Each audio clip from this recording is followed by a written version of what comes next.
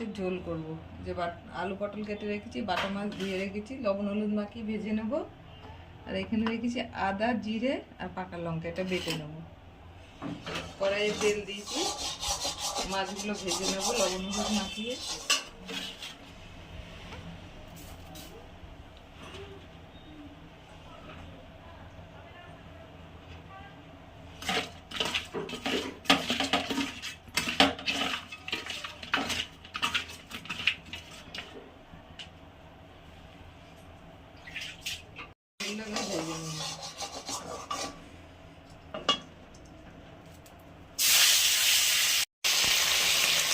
মাছগুলো ভেজে তুলে নিচ্ছি, আরও আছে ভাজবো।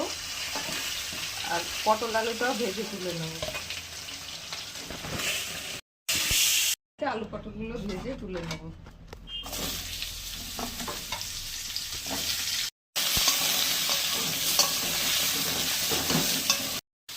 ভাজা হয়ে গেছে, এবার ঢেলে নেব।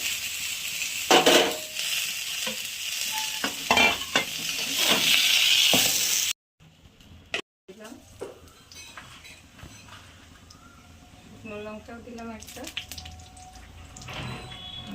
দিলাম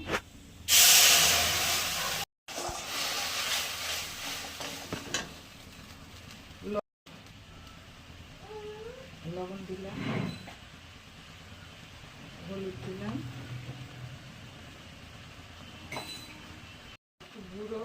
গুড় দিলাম। এবার কষিয়ে নেবো মশলাটা। কষাবো পটল আর আলুটা দিয়ে।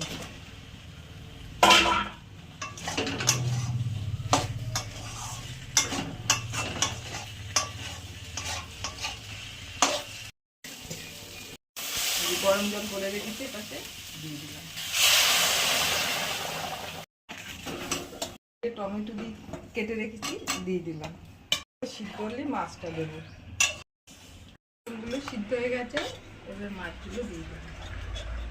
আলু পটল দিয়ে বাটা মাছের ঝোল পাতলা।